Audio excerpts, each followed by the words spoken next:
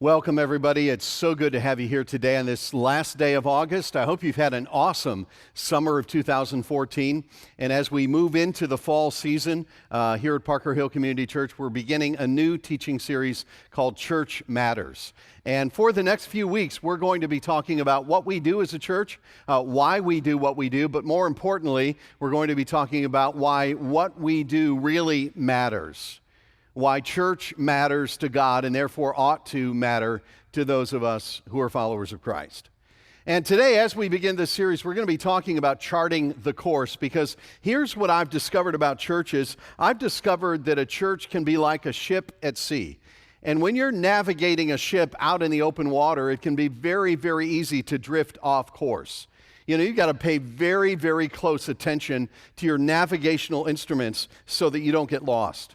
And I think the same is true for churches. It's so easy for churches, and in fact for any organization that's made up of human beings, it's so easy for churches and other organizations to just kind of drift away from their purpose, their mission, and we can end up not even doing what we were originally called to do.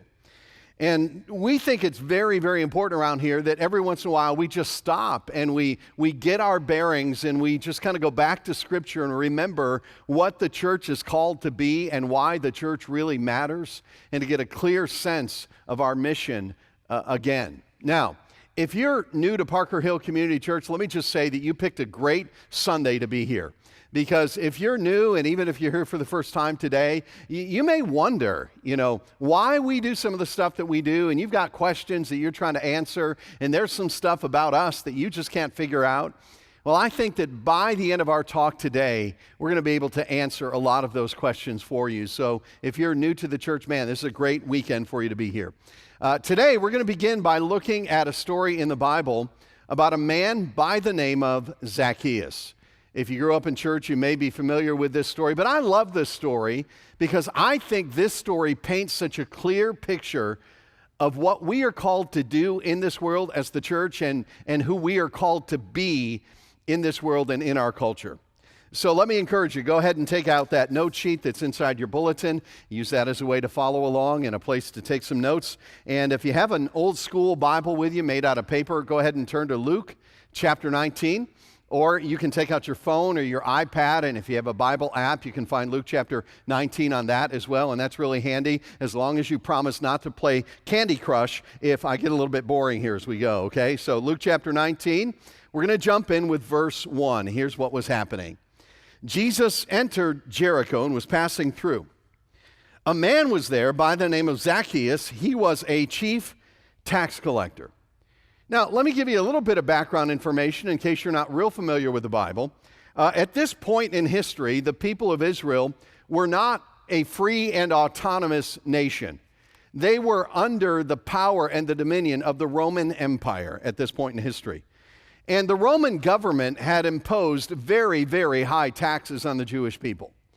But what they discovered over a period of time is that it was much more efficient to hire Jewish tax collectors rather than send in Roman tax collectors, because the Jewish people knew the culture, they knew the language, and they often knew where the money was. And so they would hire Jewish men to act as tax collectors. And basically they said this to them. They said, listen, this is the amount of tax revenue that we want from your district.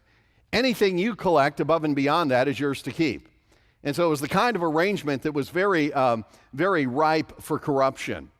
And then they would give every tax collector a small squad of soldiers just to enforce the tax code. So, as you can imagine, in the eyes of the Jewish people, tax collectors were the scum of the earth. I mean, they had betrayed their own people for the sake of financial gain. And they believed that tax collectors were godless people because they had really turned their back on God and given their allegiance to the Roman Empire. So this was Zacchaeus. He was a tax collector. But I want you to notice here in verse 2, he was not just any tax collector. He was a chief tax collector. In other words, he had climbed the ladder all the way to the very top of the organization, and he was the one who oversaw the entire tax collection enterprise there in the city of Jericho on behalf of the Roman government. And so in the process of becoming a chief tax collector, he had become, look at the last word in verse 2, he had become wealthy. So here was a man who was rich, who was powerful, who was corrupt, who was greedy, a man who had turned his back on God and who was hated by his own people. This was Zacchaeus. Now, you may not realize this, but theologians and anthropologists have done a great deal of research, and they have put together what they believe to be a fairly accurate image of what Zacchaeus probably looked like. And we don't know for sure, but let me show you the picture. This is what we think he may have looked like. Something like that, as far as we know, okay?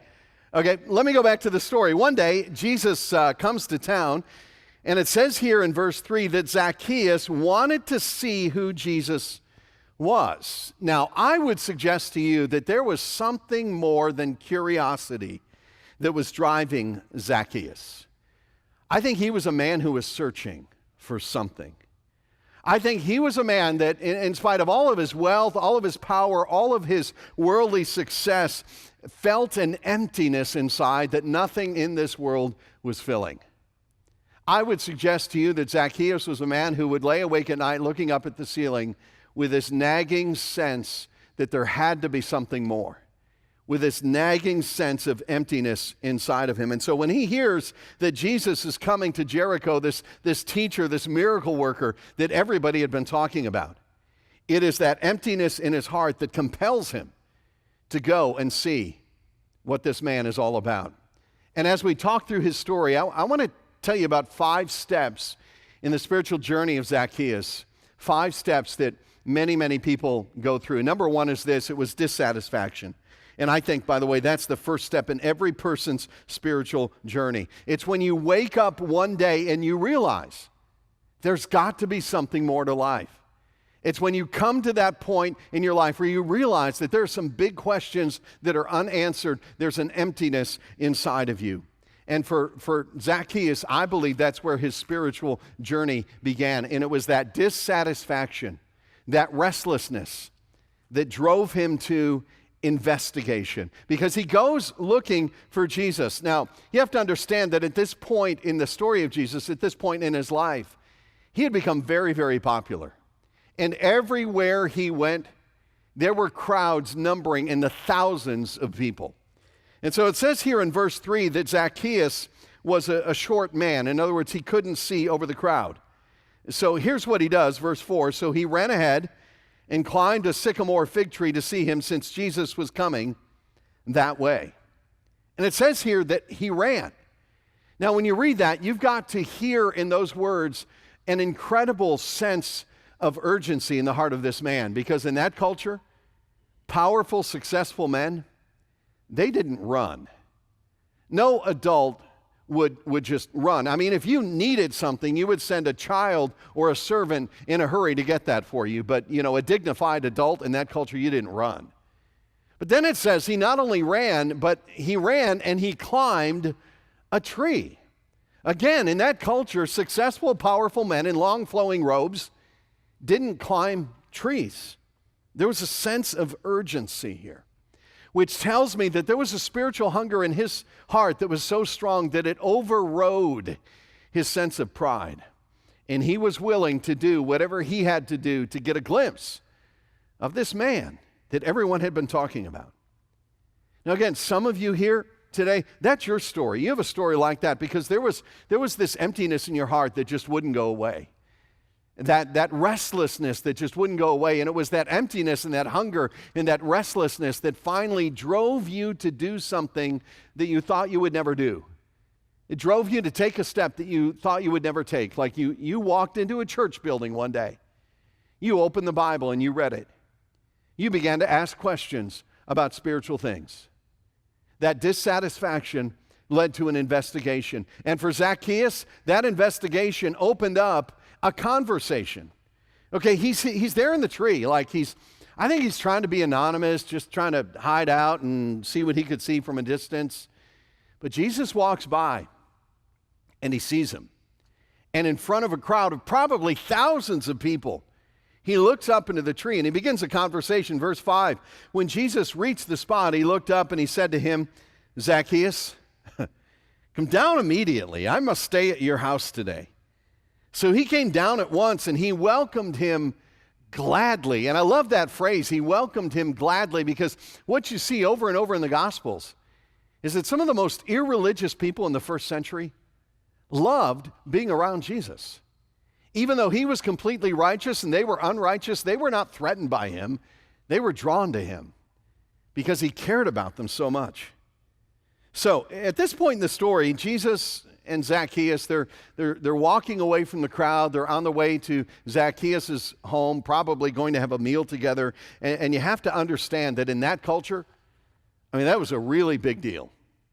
If you went into someone else's home, that was an indication of deep friendship and acceptance and intimacy. And especially if you sat down and shared a meal together, that was a really big deal. Now, the rest of the people, the rest of the crowd, they see this happening. They see these two guys starting to walk away. They hear what Jesus just said. They know what's going on, and they cannot believe their eyes and their ears. Listen to verse 7. All the people saw this and began to mutter, he is gone to be the guest of a sinner. I mean, they couldn't believe what they were saying, that Jesus would actually spend time in the home of this man who was a chief tax collector, this man who was so greedy, who was a traitor, who had turned his back on God, who was like the ultimate sinner in their culture. Jesus is actually going to his home. And yet, in spite of all the muttering, Jesus turns his back on the crowd of religious complaining people, and he goes and has lunch with public enemy number one. And you know, I get to this part in the passage, and every time I read it, it raises this question in my mind about us as individual believers, if you are a Christian, or us as a church. And the question is this: where do we find ourselves in this story? Are we more like Jesus? Or are we more like the crowd of complaining people? Do we move toward the people of this world? Or do we try to avoid them? So they walk to his home, and as they're walking, they begin this conversation. It was a conversation that probably continued for several hours. It was a conversation that may have continued into the night over a meal. But at some point, this conversation that they're having turns to spiritual things. And at some point in that conversation, Zacchaeus moves from the kingdom of darkness into the kingdom of light. He becomes a believer. You say, well, how do you know that? Look at verse 8. But Zacchaeus stood up and said to the Lord, look, and what's he call him? Look, Lord. Do you see what's happened? His dissatisfaction led him to investigate. That investigation opened up a conversation, and in the midst of that conversation somewhere, there was a moment of conversion. He became a believer. And at that point, a transformation started to happen. Something started to happen in the heart of Zacchaeus. Let me keep reading verse 8. But Zacchaeus stood up and said to the Lord, look, Lord, here and now I give half of my possessions to the poor. And if I've cheated anybody out of anything, I will pay back 4 times the amount. The final step in his spiritual journey was this: it was transformation. This was a man who had lived his whole life as a taker. Now he wants to become a giver. For his entire life, money had been his God. But money no longer has a hold on his heart, because now he has discovered an even greater treasure. He has discovered a relationship with his heavenly Father through his grace and through Jesus Christ. And here's what Jesus said to him, verse 9. Today, salvation has come to this house. Brief but amazing story. And as I read this story, you see the process that plays out in the heart of Zacchaeus. He goes from dissatisfaction to investigation, and that investigation leads to a conversation. And somewhere in the middle of that conversation, there's a moment of conversion, and that conversion immediately leads to the beginning of a transformation morally and spiritually in the life of this man. And the thing I love about this story is that it's a process that we see play out in the hearts of people all the time around here. It usually doesn't happen in a matter of hours, but more often it happens over a period of weeks or months, sometimes even years. Let me give you one example of this process playing out. Almost 2 years ago, I received an email. It was an email from somebody that I'd never met, somebody who didn't attend this church, kind of a modern-day Zacchaeus, if you will. With his permission, I'm going to read most of the email to you. Here's what it says. Dear Mark, where to begin? You will have to excuse me if this email gets long-winded. I'll try to keep this as short as possible. I guess I should start from the beginning. I was born and raised Roman Catholic. I was baptized, had First Holy Communion, and confirmation. When I was in my late teens, I stopped going to church and somewhere along the line stopped believing in a God altogether. As I grew up, I began to realize that religion is based on myth. I hope that there is something waiting for us after we die, but to believe there is some magical, invisible kingdom where all of my worries and pain will be taken away is hard to swallow. And then he goes on and describes in the email all the pain and turmoil that he's experienced in his family. And he says this, he says, I'm a failure as a husband and as a father. There is an emptiness inside me. To quote one of my favorite songs, I think I have become one of the hollow men. I can feel the outside feeding on my inside, leaves a growing darkness in its place. In a word, I feel lost. He had come to this point of dissatisfaction, almost desperation. And that led him to the point of investigation. Let me keep reading this email. He says this, so I started looking into your church. Some people I know have gone there and they say it's very nice. I would like to go somewhere where I can find inspiration to help me get through my week. But I'm not convinced your church or any church is the answer. Can you convince me to step foot in your church? Forget a belief in a God for now. Let's take this one step at a time. Convince me that going to church again is a good idea and can help me find my way. And I would like you to do it without using the following words: faith, worship, serve, give, sacrifice, praise, and obedience. I look forward to hearing from you. I mean, talk about a challenge. He was seeking, he was investigating. He'd come to the point of disappointment and desperation. He wanted to investigate, and he's asking these questions. So I emailed him back, and I said, hey, you know what? Let's just get together and talk face to face. I'll buy you breakfast. He wasn't ready for that. So over a period of about 8 weeks, we emailed back and forth. A couple of weeks into this, he sends me this email. He says, Mark, sorry to bother you again, but I forgot the most important question. I've met a lot of Christians over the years who have problems with today's modern entertainment, i.e. movies and music. I need to know this answer before we ever meet, so please be honest with me. What are your personal feelings and beliefs when it comes to movies like Harry Potter, Lord of the Rings, and rock and roll music? Thanks again.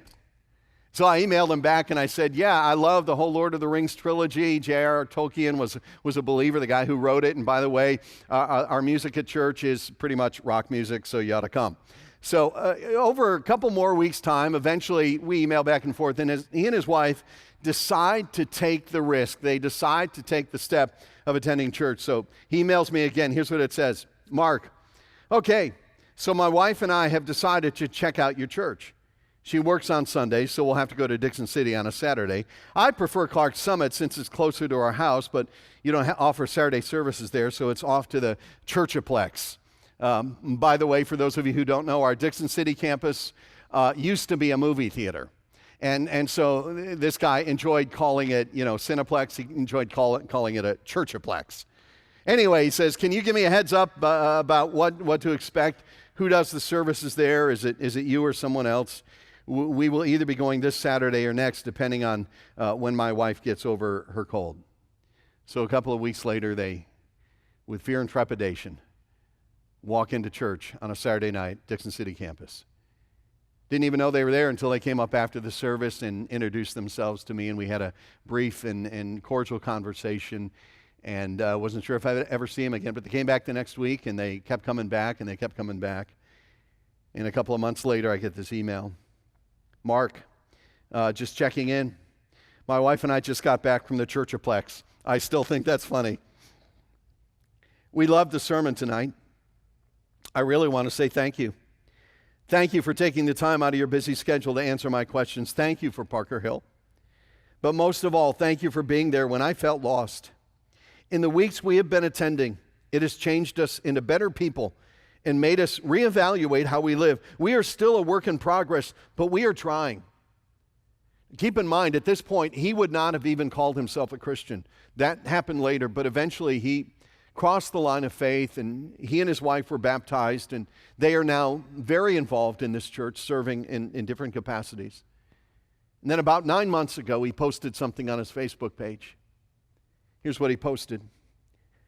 Anybody want a free copy of God is Not Great by Christopher Hitchens? I bought it when I was a full-blown atheist.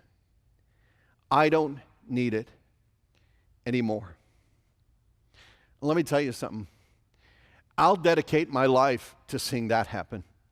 I'll dedicate my life to that. In fact, I think that's something to celebrate. We can celebrate that right now on every campus. I just want to make 3 observations about this story of Jesus and Zacchaeus and the interaction between Jesus and Zacchaeus, because I think when we look at this story deeply, I think it gives us a pattern for how we ought to interact with the world around us and what we ought to be doing as a church. 3 things about it. Number 1 is this, and this is on the back of the note sheet. Number 1, Jesus never lost sight of the mission. Never lost sight of the mission. In fact, verse 10, the last verse here in the story, I think this is the clearest statement anywhere in the Bible of why he came. The clearest statement anywhere in the Bible of his mission in this world. He said this, the Son of Man came to seek and to save the lost. That was his mission. That was his purpose. That's why he was born. That's why he went to a cross and died. That's why he left behind an empty tomb for that purpose, to seek and to save the lost. And you know, Jesus never allowed religious tradition to overshadow his mission in this world. In fact, right here in Luke chapter 19, after walking away from a crowd of muttering religious people, Jesus says, you don't understand. The reason I came was for people like this chief tax collector. I came for him. I came to seek and to save what was lost. And listen, if Parker Hill Community Church is going to be a church that really reflects the heart of Christ, then we got to have the same mission, the same passion that he had when he was here on this earth, because we today are the body of Christ, and we need to make it our mission and our passion to seek and to save what was lost. We are not here to preserve tradition. We are not here to play it safe.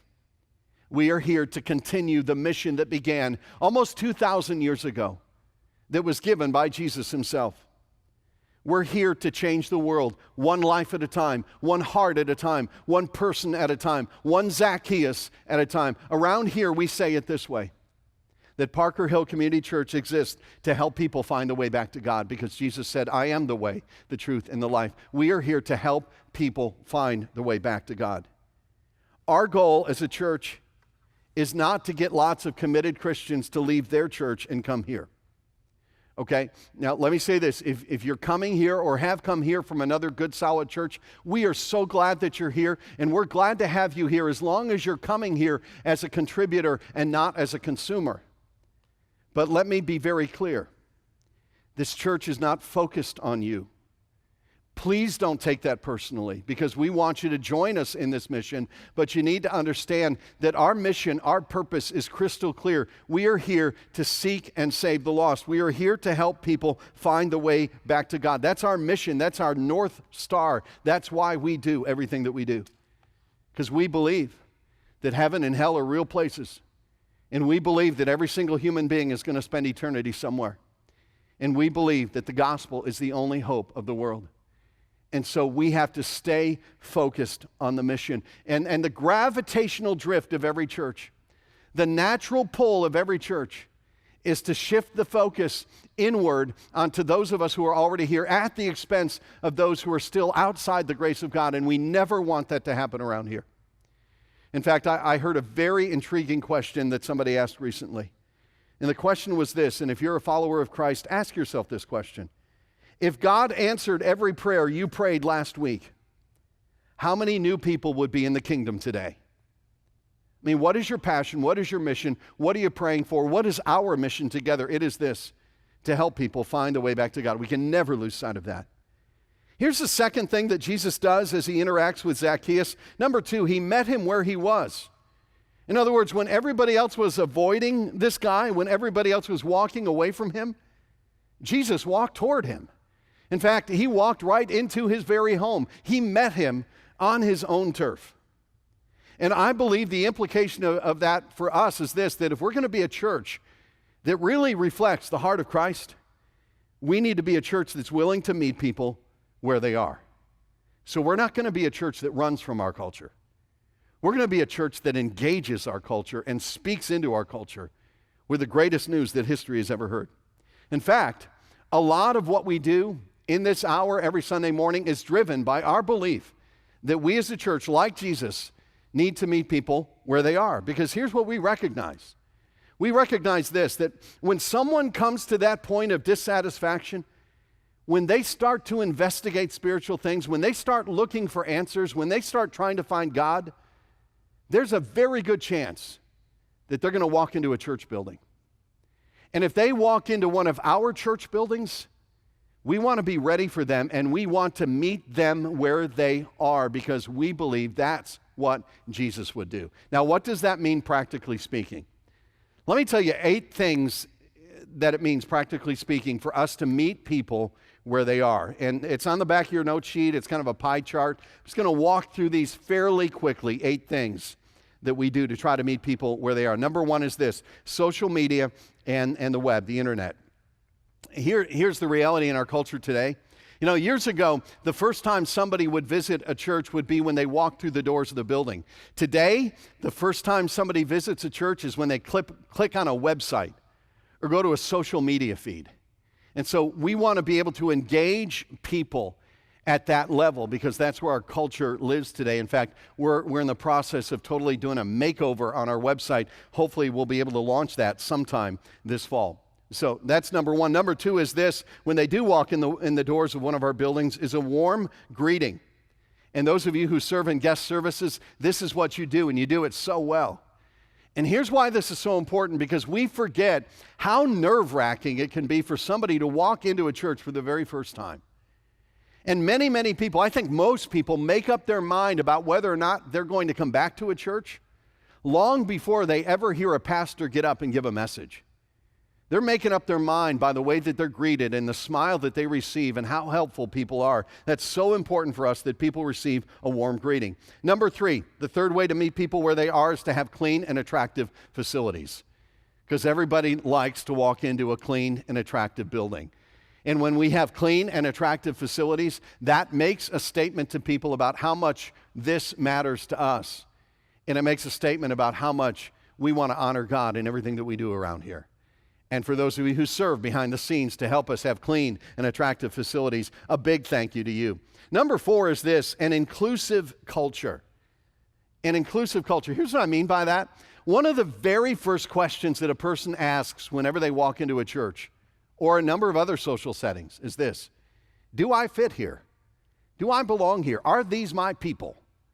And one of the things I love about this church is that we don't have a dress code around here, okay? This is just kind of a come-as-you-are church. We don't care what kind of clothes you wear as long as you wear some. You know, this is a church that is just this wonderful, beautiful cross-section of humanity in northeastern Pennsylvania. And we want it to be that way. We want people to walk in and be able to say, yeah, I feel like I can fit here. Number 5 is this: family ministries. And when somebody shows up with kids in tow, let me tell you what they're asking about the church. They're asking this question: is this going to bore my kids to death? Or do they have something that's going to be engaging for my kids? And is it going to be safe? Is it going to be secure? Am I going to have to worry about them?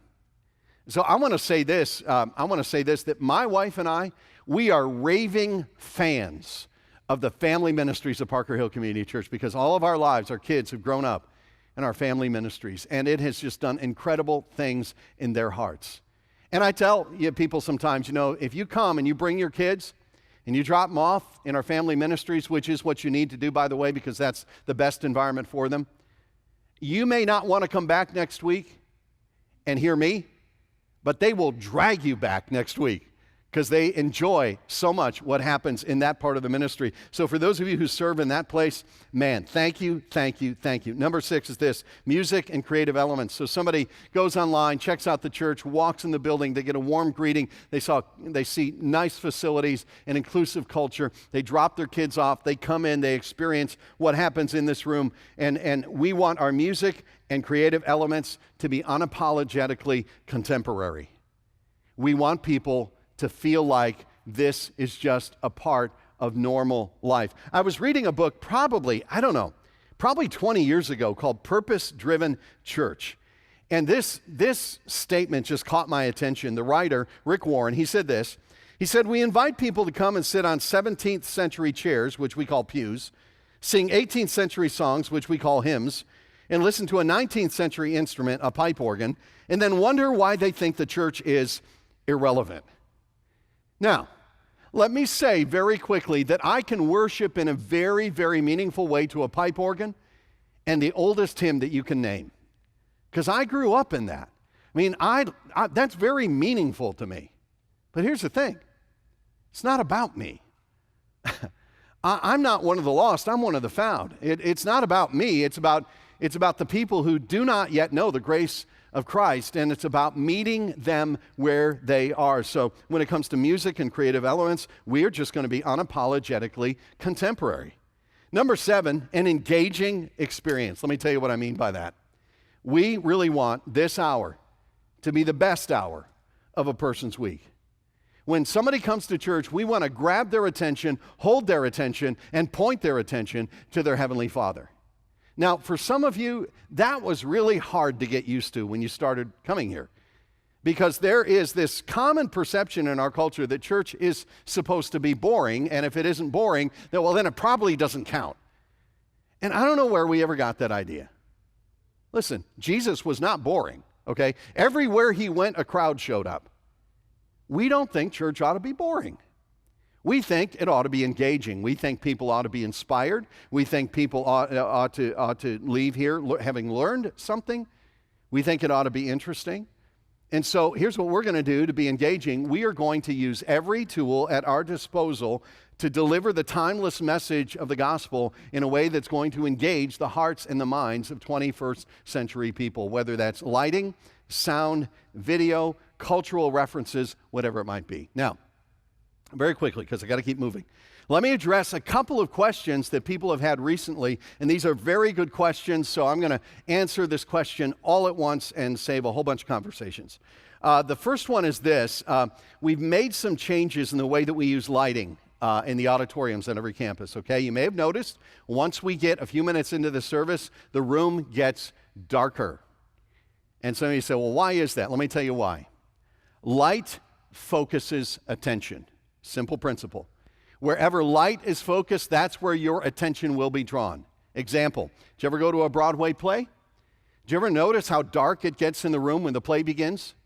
Why? Because they want your attention focused on the stage, so that's where all the light is. And if they want to focus your attention even on one single actor, what do they use? They use a spotlight. Okay, you ever go to a movie theater? You ever notice how dark it gets in a movie theater once the main feature begins? Do you ever notice how they warn you not to send text messages on your phone? Why? They want the only light in the room to be the light that comes from that screen. They don't want people distracted. They want them engaged in the plot of the movie. Okay? Let me tell you this. What we do here is way more important than any Broadway play or Hollywood movie. And so if making the room a little bit darker is going to help us engage people's minds and hearts, then by golly, we're going to make the room darker. And here's the pushback I get.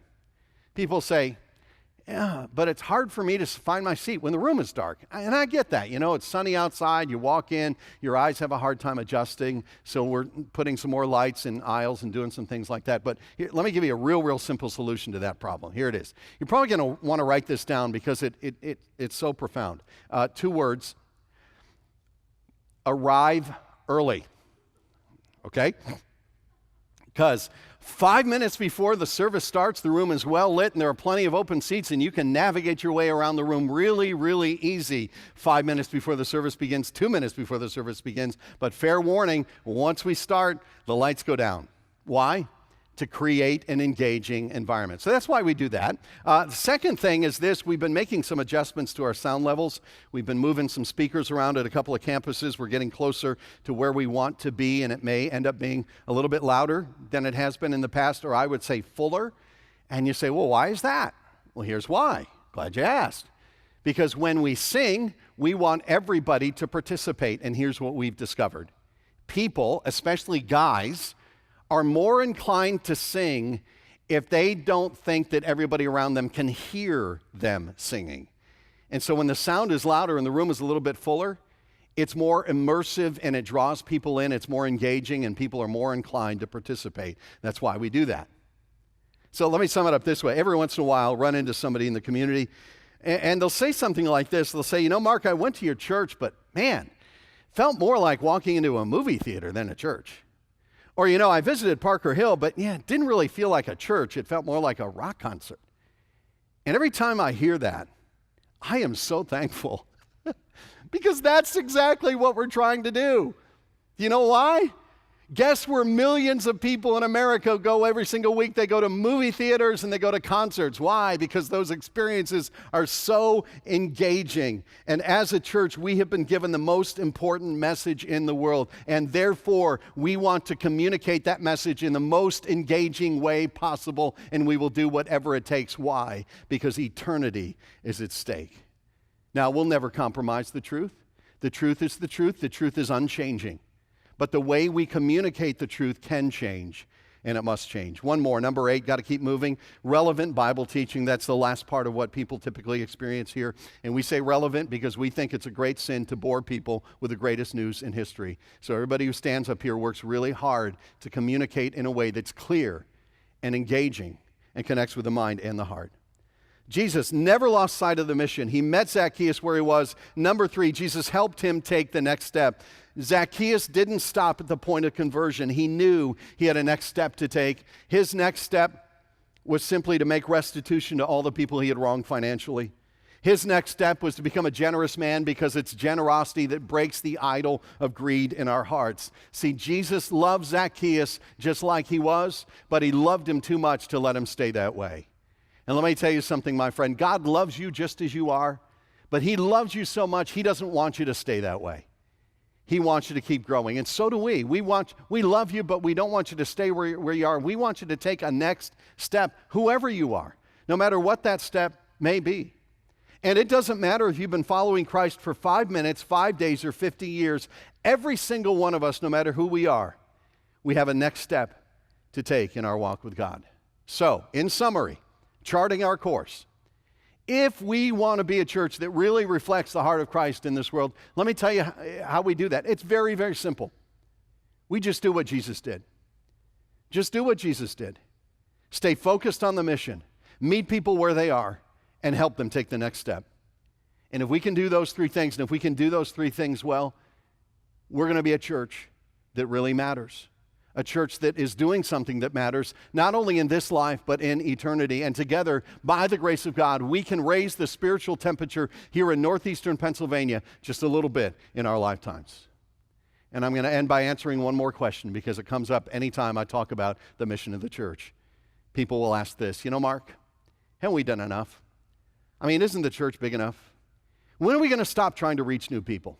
Let me answer that. Here's my answer. We will stop trying to reach new people when heaven gets overcrowded and hell goes out of business.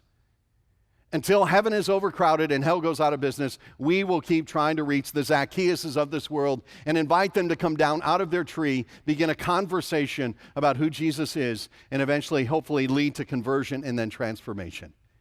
That's why we're here. That's why we do everything that we do.